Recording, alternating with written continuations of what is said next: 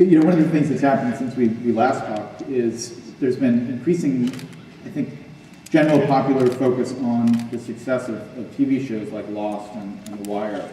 And I think about 3 or 4 years ago, the general question about TV was kind of Fear Factor going to be the great representative show of our time. The television reached this terrible new nadir where people were having to eat bugs on TV for fabulous prizes and things like that. And I think there's been a slow but steady shift towards realizing that this is a great point of kind of the renaissance in American television. And so I'm curious in particular about those two shows, like which is better?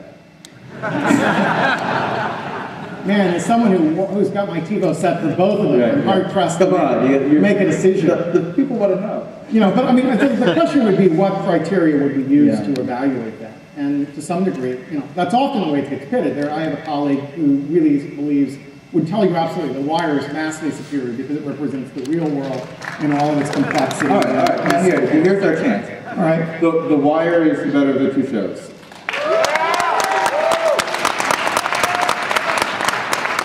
Lost is the better of the two shows. Can I throw out a call for heroes? So part of it is television is many different things. Yeah. And what you're talking about, The Wire may be the best television show inside the box, and Lost may be the best television show outside of the box. By which I mean that The Wire has created a phenomenon of layered complexity season by season, which allows you to really get inside this world of Baltimore and see these characters. And each season we peel another layer off, but it's all on television. Yes, Baltimore is not, but the show is all on television. Whereas Lost, much of the phenomenon takes place online through the transmedia extensions of Lost, through the ARG, through various other things that are going on, through the fan communities that grow up around Lost. I mean, you and I both are interested in that map that flashed on the screen for 2 minutes, or 2 seconds rather, in season 2. And the number of people who freeze framed that, grabbed it off their VCR, uploaded it on the web, began trying to compare fuzzy versions of the map to figure out what everything was, then tried to figure out what the text meant. The complexity of engagement and what the community has brought to Lost is part of what makes that a very compelling thing. So HBO's The Wire may be the last gasp of an old-style television that is pushed to its ultimate limits. It's Hill Street on steroids. Whereas Lost may represent the first glimpse of a kind of television that we're going to be seeing more and more of. And indeed, we saw more stabs at Lost. It's really hard to achieve what Lost has achieved. But it pushes us in a new direction in terms of what it is to engage in a television series. So it's hard to rank those things because in a sense, they represent two very different medium of expression. I also, when you look at those kind of fan creations, the other thing that's just amazing is how much time people have. I mean, there's such an incredible amount. I mean, that the annotated map that people did of the underground lair after the first episode of season 2, and one fan did that, and it just goes on forever.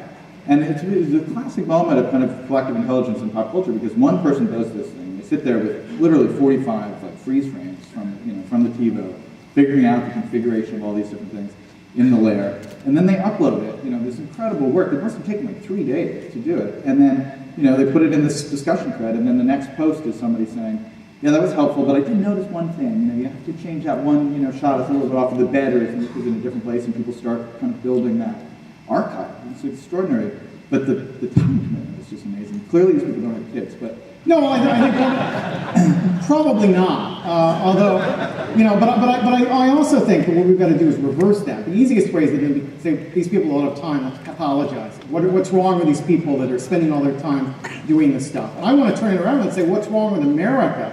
That these obviously incredibly bright, articulate people are given so little opportunities to demonstrate their intelligence in their workplace. Right?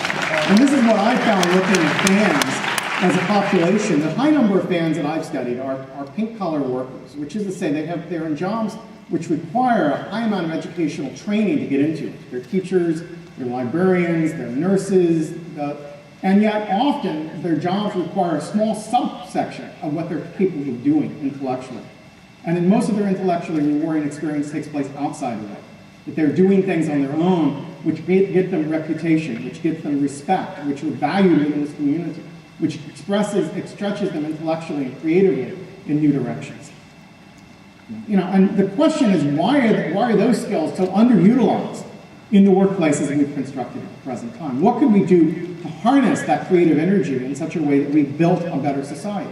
Now, one of the arguments I make in convergence culture is that what we're seeing right now is people are acquiring skills and competencies through their play that are almost immediately being applied to more serious undertakings.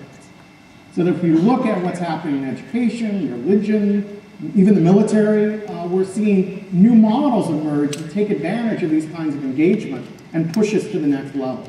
And so the question is, as we learn to live in a knowledge culture, a culture of collective intelligence, as we learn to process complex text of the kinds that you're talking about, as we develop the social apparatus that allows us to trust each other and draw on knowledge from each other, how do we turn that back into something that solves the problems we face as a society, or that enables us to transform the political culture of America? And I think we're starting to see signs over the last 3 or 4 years that people are doing it, and that is the beginnings of changes that are coming that are very, very powerful.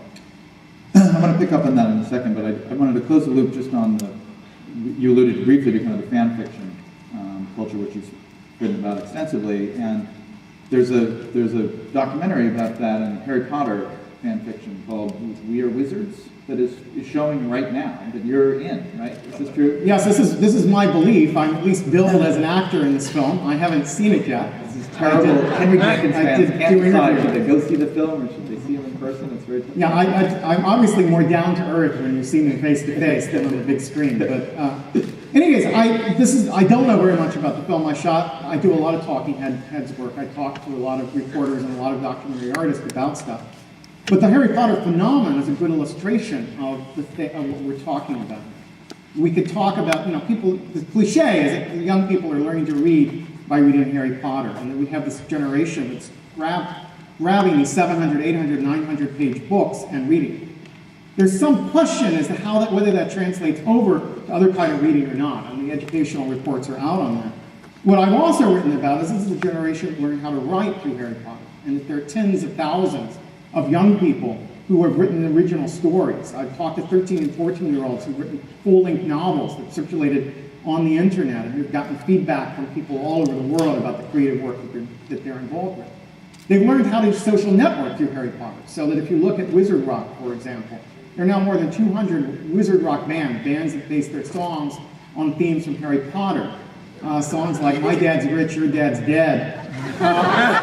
These songs many of them were circulated using MySpace and Facebook as platforms using social networks. And this is the form of music that circulates almost entirely outside of the commercial music sphere. Sometimes for obvious reasons, it's not always very good, but some of it's really interesting.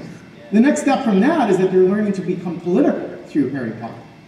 Whether we're talking about a young woman like Heather Lawver that I write about in Convergence Culture, who, when Warner Brothers took action against young Harry Potter fans, went on national television and debated with studio attorneys about her right to write stories about Harry Potter. As a 15-year-old on national television, articulating and defending fair use in a really powerful way, ended up heading up an organization. One of the things she said to me when I interviewed her was that they thought they could go after kids in Poland and Thailand thinking they wouldn't know.